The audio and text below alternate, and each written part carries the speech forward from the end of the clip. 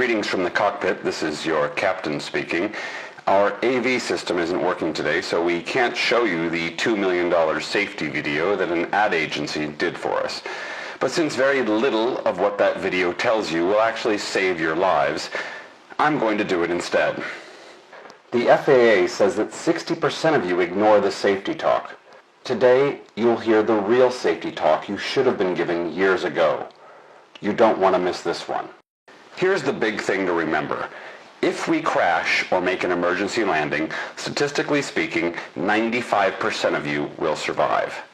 If it's a serious crash, 55% of you will survive.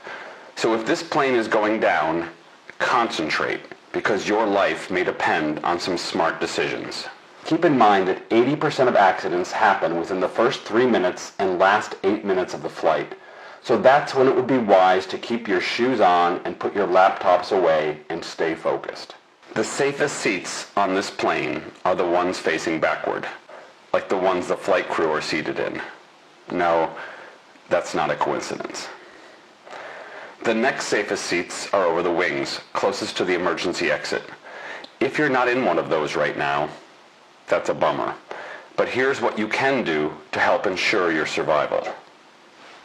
Look where the nearest exit is. Now count the rows between you and that exit. If the cabin was full of smoke or upside down, or full of smoke and upside down, how would you get to the exit? Take a moment to visualize yourself doing just that. Now, look at your seatbelt. I know you all know how to use it, but that's because nothing is making you lose your shit right now. It's common for people in emergency stress situations to try to open that thing by pressing a button that's not actually there, like the seatbelt on your car. So take a moment to imagine yourself lifting the flap in an emergency. In fact, do it now just to get used to the motion. Emergency evacuations on the runway are more common than crashes. In the event of something like an engine fire, we need to get you all off the plane in about 90 seconds. This means you need to leave your fucking bags in the overhead bins and get off the plane in a quick and orderly way. Those bags will bring the evacuation to a virtual halt. My first officer and I will also be trying to get off this plane, and the last thing we want is to be cockpit blocked by your roll-on. Now you're probably well aware that there's a life jacket under your seat. Forget about it. They're less likely to save your life than those little airline pillows. Sure, there was the famous 2009 emergency water landing on the Hudson, but there were boats on hand immediately, and no one actually needed a life vest. There was a flight that ditched in the Caribbean in 1970, where 40 lives were likely saved by the vests, but there was also one off the coast of Ethiopia in 1996, in which many passengers put them on too early and then couldn't get out of the flooded fuselage.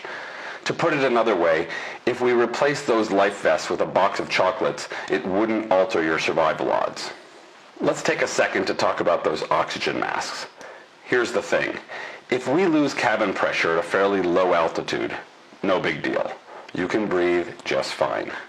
If we lose cabin pressure at cruising altitude, you can't. If that happens, here's what I'm required to do. I'm going to push the nose of the plane into an emergency descent.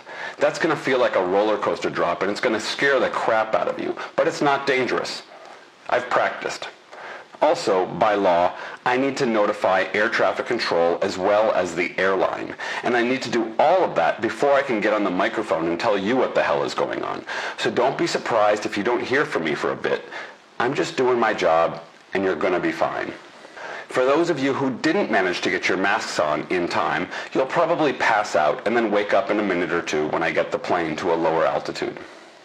You want to know what the biggest danger is? That you won't get your frequent flyer points for this flight. Just kidding. No, the biggest danger is actually that your luggage or those duty-free bottles you purchased and put in the overhead compartment will fall out when you open it and hit someone on the head. There are actually several thousand reported injuries from this every year in the US alone. By contrast, the FAA only reports 58 or so serious injuries from turbulence. So one could easily make the case that we should be handing out a helmet and skip the seatbelts. Another big risk is the drink cart. Seriously, it weighs over 100 kilos when fully loaded, and every year passengers get their elbows and knees and feet broken when the drink carts slam into them. So keep your arms and legs tucked away. Why haven't the airlines put some safety padding on the drink cart? No idea. Seems pretty basic. Same goes for the spill-proof coffee and teapots and cups with lids.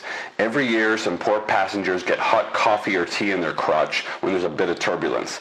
But until the airlines fix this, I'm afraid you're on your own. Now you're probably wondering, how can this bucket of bolts stay in the sky if we can't even get the AV system or the latch on your tray table to work properly? To be honest, we sometimes wonder that as well.